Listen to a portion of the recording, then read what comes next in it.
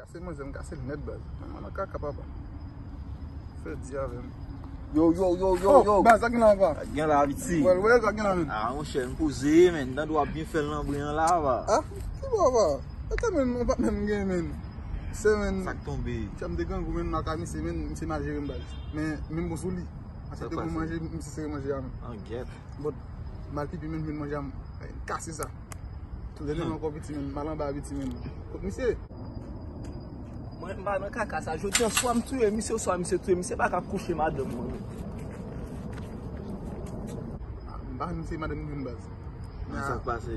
Mwen se di mwen baz, si mba kase l biti. Fout. Mwen de fom.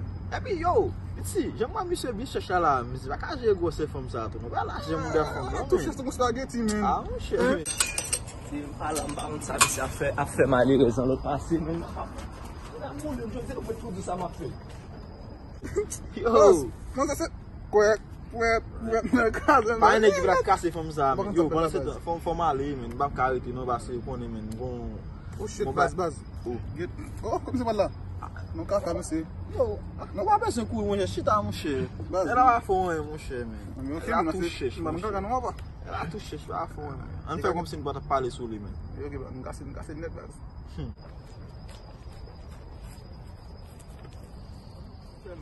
Yo, konton vini la jodi an men. Ki sa? Jodi an so mbato ou so bat mwen men. Pou ki sa men? Non, fwa tim kon sa ki sa pou mfe pou kite moun de madame mwen pou men. E ba la pou jodi an nou men. Atan la, mwen pose kesyon. Ek kon sa gen moun leve ou? Koman e kon sa gen moun men leve nou men? Eske, yon apon nou di s'il vous plaît? An e so di, mba moutou mou bagay men. Mba moutou mou bagay. Koman, e so di mi? Kwen se si so di? Kite Kite ki sa? Kite gade. Koman?